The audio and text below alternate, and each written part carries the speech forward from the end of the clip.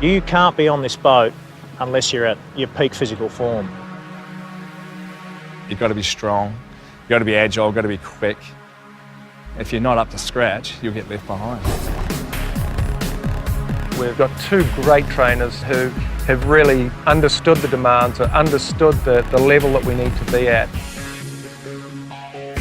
It's a new sport. Sailing in the past on the monohulls was very different. You had a few key guys doing all the work, and now they're going the entire time.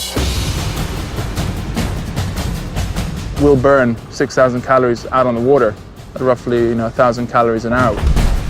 So at the end of the day, you're coming back having spent 9,000 calories. We need to monitor and manage the athlete during the week.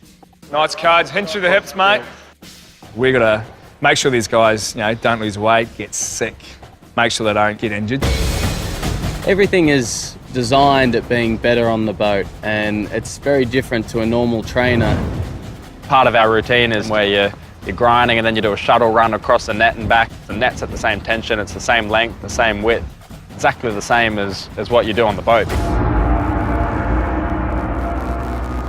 It's just like we've had them adapt, we've had to adapt, learn and build new training techniques. We're using a system built from Zephyr technology. So they use their system to monitor their vitals under the earth, which was breathing rate, their heart rate, core temperature, and then we'll grab the pods. We'll upload all the data. We can look at the cycles. You can actually look at the heart rate for the day and tell pretty much what they did on the water. The hardest thing I find about it is you get so tired and just physically drained, and still being able to make the correct decisions. And if you make those decisions poorly, the end game might be that you flip one over or you lose the race.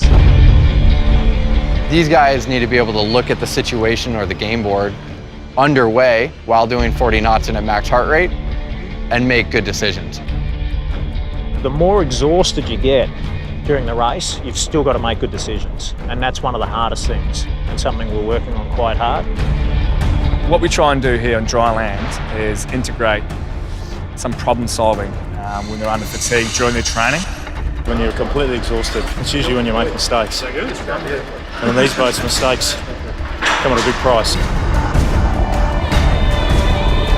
So teaching them how to think critically while at max heart rate, it's been paying off fairly well. It's not easy, but I think that's what we live for.